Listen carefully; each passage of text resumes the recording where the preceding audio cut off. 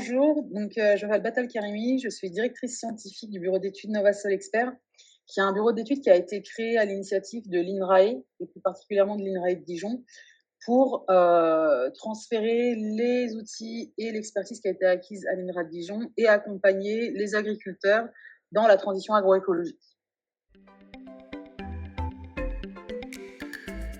Il n'y a pas de résultats scientifiques à proprement parler qui montrent que l'ACES, c'est mieux, l'ACES de façon globale est mieux pour la microbiologie des sols par rapport à une agriculture conventionnelle par exemple, mais un certain nombre de pratiques qui sont mises en place dans le mode de production de conservation des sols favorise la microbiologie des sols, à la fois sur la partie abondance microbienne et sur la partie diversité microbienne.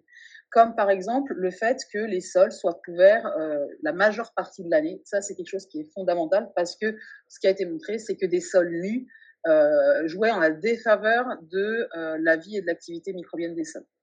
Une autre chose qui est assez importante, du coup, et qui est liée à cette couverture des sols, ça va être les intercultures, typiquement, et la diversité de ces intercultures qui vont apporter de la matière organique au sol. Et en autre apport de matière organique au sol, il y a bien sûr tout ce qui est amendement organique. Et ce sont deux points de levier à mobiliser si on veut améliorer, stimuler l'abondance et la diversité des micro-organismes dans son sol.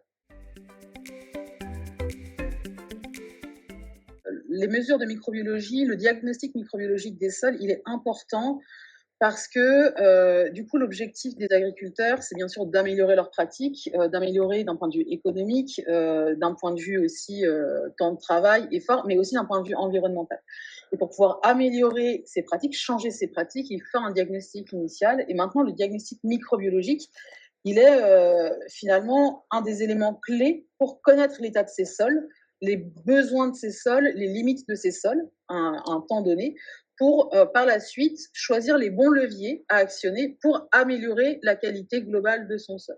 Donc ça, c'est un aspect. Et le deuxième aspect qui est important, c'est que quand on s'engage dans un changement de pratique, dans une évolution de son système de culture, de ses itinéraires techniques, et bien à un moment donné, c'est très important d'avoir des indicateurs de réussite pour valider finalement ces changements de trajectoire au niveau des pratiques. Et la microbiologie, on a des indicateurs en microbiologie qui sont très pertinents comme indicateurs de réussite parce qu'on a des indicateurs qui vont répondre à relativement court terme, à une échelle de 1 an, par exemple, comme la biomasse microbienne. Et on a d'autres indicateurs qui vont répondre à moyen long terme, comme la diversité microbienne. Et ces indicateurs de diversité, c'est eux qui vont traduire vraiment la durabilité du système. Et donc, c'est vraiment des indicateurs qui vont traduire le succès, la réussite de cette transition agroécologique vers des pratiques durables.